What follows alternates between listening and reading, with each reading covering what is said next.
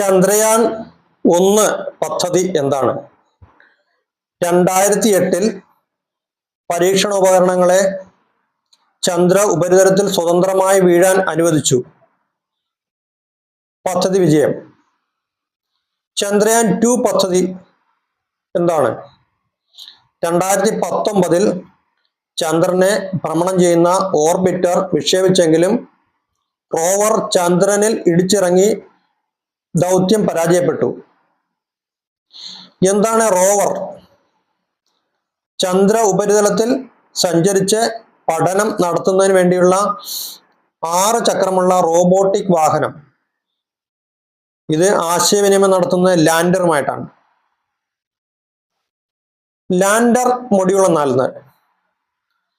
Propulsion മൊഡ്യൂളിൽ നിന്നും വേർപെട്ട് ചന്ദ്രന്റെ നിർദ്ദിഷ്ട സ്ഥലത്ത് സോഫ്റ്റ് ലാൻഡിംഗ് നടത്തുന്ന ആ ഒരു വാഹനമാണ് lander module.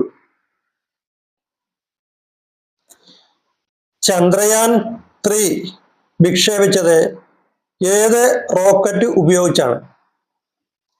GSSLV mark 3 rocket ഉപയോഗിച്ചാണ്. ഇന്ത്യയുടെ ചാന്ദ്ര പര്യവേഷണ പദ്ധതിയുടെ എത്രാമത് ദൗത്യമാണ് ചന്ദ്രയാൻ 3? 3ാമത് ദൗത്യം. കൗണ്ട് ഡൗൺ തുടങ്ങിയത് എപ്പോൾ? എത്ര സമയമെടുത്തു? 2023 ജൂലൈ 14 ഉച്ചയ്ക്ക് 1:05 തുടങ്ങി 25 മണിക്കൂർ 30 മിനിറ്റ് പിന്നിട്ടു.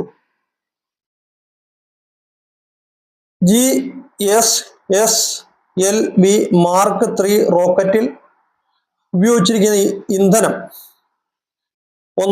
ഒന്നാം ഘട്ടം ഖര ഇന്ധനം, 2ാം ഘട്ടം ദ്രവ ഇന്ധനം, 3ാം ഘട്ടം ക്രയോജനിക് ഇന്ധനം.